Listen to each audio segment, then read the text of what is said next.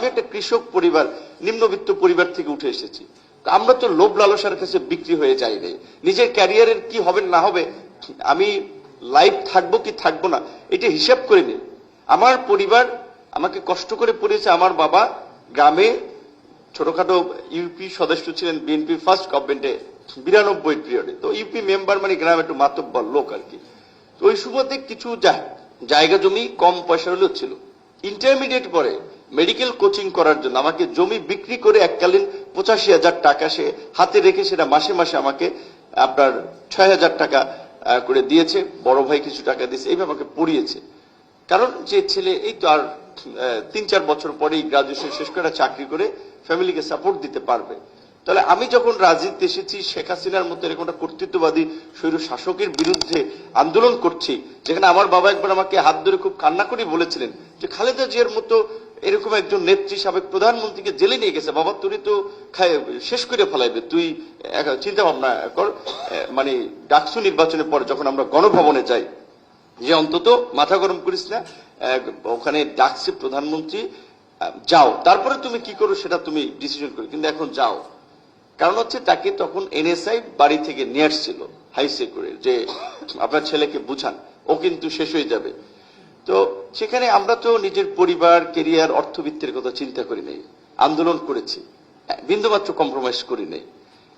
গণ অভ্যুত্থান পরবর্তী আমাদের তরুণরা যারা ওই কয়েকজন 18 সালে আন্দোলন করেছে, যেখানে গোটা তরুণদেরকে ধারণ করার কথা ছিল, তাদেরকে নিয়ে বাংলাদেশের রাজনীতি, রাষ্ট্র, সমাজের একটা গুণগত পরিবর্তনের জন্য একটা লড়াই চালিয়ে যাওয়ার কথা ছিল। বাট তারা দেখলাম, আমি শুনেছি মিলিটারি গভর্নমেন্টের সময়, মান্না ভাই বলেছেন আর সিনিয়র নেতারা বলছেন, মিলিটারি গভর্নমেন্টের সময় এই ছাত্র নেতাদেরকে নাকি ডাকতো, সুবিধা টুবিধা অফার করতো, বাট তারা নেয় নাই। সেই সময় এখানে বামপন্থী রাজনীতিবিদ যারা 90 কিংবা তার আগেরও নেতৃবৃন্দ ছিলেন, তারা তো তাদের এক্সপিরিয়েন্স আছে। কিন্তু এদেরকে তো অফারের আগেই এরা গাড়ি বাড়ি টাকা পয়সার দিকে ছুটতে লাগলেন, ক্ষমতা উপদেষ্টা হয়ে গেলেন। 71-এর মুক্তিযুদ্ধ তো ছাত্ররাই সংগঠিত করেছিল। তৎকালীন ছাত্রলীগের সভাপতি, সেক্রেটারি, ডাকসুর বিপিজিএস, তাদেরকে মুক্তিযুদ্ধের 4 খলিফা মানে বলা হতো তাদের রোলের কারণে বা ভূমিকার কারণে। কই তারা তো কেউ এই শেখ মুজিবের মন্ত্রিসভায় যায় নাই যে না আমরাই এখন রাষ্ট্র চালাবো।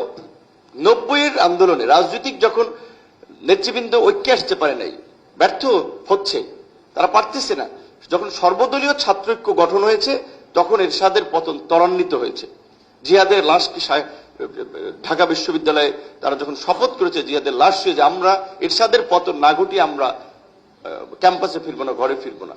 সেই 90-এর ছাত্র নেতারা তো একটা ফর্মুলা দেয় নাই যে আমরা গভর্নমেন্টের অন্থার শেয়ার, বাকিরা অমুক, এই প্রক্রিয়া হবে। ইন্টারিম গভর্নমেন্টের সময় আমরা দেখলাম যে আমাদের গুটি কয়েক ছাত্র নেতা যারা একটু পরিচিত ছিলেন, তারা একটা উপদেষ্টা পরিষদ গঠন করেছেন বিদেশিদের প্রেসক্রিপশনে। নগদ নিয়ে এলো হার না মানা হার অফার। সর্বনিম্ন 10,000 টাকা রেমিটেন্স নগদে পাঠালে থাকছে স্বর্ণের হার জেতার সুযোগ। রাজনৈতিক কোনো মতামত নেয় নাই, কারণ আমি জানি তারা লিস্টটা তৈরি করে বিভিন্ন নেতৃবৃন্দকে দিয়েছে। আমার কাছে পাঠিয়েছিল, প্রথমে ছিল 10 জন, প্রথম বলেছে 12 জন হবে, তারপরে সেটা বাড়তে বাড়তে এই পর্যায়ে বেড়েছে।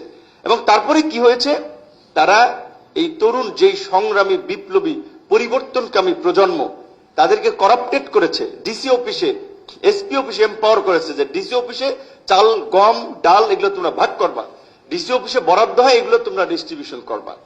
এইভাবে এই প্রতিবাদী সংগ্রামী তরুণ যারা দেশ পুনর্গঠন, যেটা আপনারা 5ই আগস্ট থেকে 8 আগস্ট, একটা রাষ্ট্র মানে কোনো প্রশাসক নাই, নেতৃত্বে কোনো আইন শৃঙ্খলা বাহিনী নাই, রাজনীতিবিদরা নাই, তারপরেও চলেছে, একটা ছিনতাই হয়নি, একটা মার্ডার হয়নি, সুন্দরভাবে চলেছে। সবাই স্বতঃস্ফূর্তভাবে দেশ পুনর্গঠনের মানে কাজে অংশগ্রহণ করেছে। সেই মানুষের স্বপ্ন, আকাঙ্ক্ষাকে ধূলিসাৎ করেছে।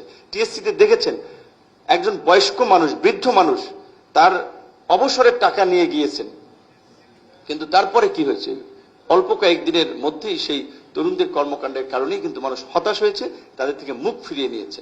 আমি সেই তরুণদেরই অংশ, আমি সেই রাজনীতির একটা পার্ট ছিলাম, কিন্তু আমি যে কোনো পরিস্থিতি একটা সংগঠন, পরে ভিন্ন একটা প্ল্যাটফর্মে পথ চলা, কিন্তু আমরা তো আশাবাদী হয়েছিলাম যে সব তরুণরা মিলে বাংলাদেশের রাজনীতি এটা পরিশুদ্ধ করবো।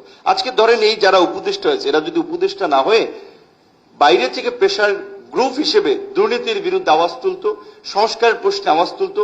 রাজনৈতিক দলগুলোকে, যেটা আজকের এই টকিং পয়েন্টসে দেওয়া আছে, রাজনৈতিক দলগুলোতে এই অন্থার 33% নারী প্রতিনিধিত্ব নির্বাচন কমিশন অনেকদিন ধরে বলে আসছে, বড় রাজনৈতিক দলগুলো পারে নাই।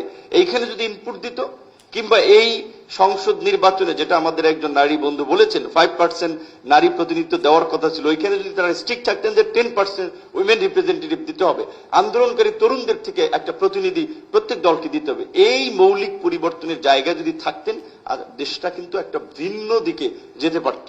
বরঞ্চ এই আন্দোলনের সেন্টিমেন্টকে ব্যবহার করে তারা তরুণদেরকে বিভক্ত করলেন, একটা শ্রেণীর তরুণদেরকে চরম পর্যায়ে করাপ্টেড করলেন, এবং মানুষের এই পরিবর্তন বা তরুণদেরকে ঘিরে নতুন স্বপ্নের সেই আশাটা কিছুটা আসলে হতাশায় পরিণত করলেন।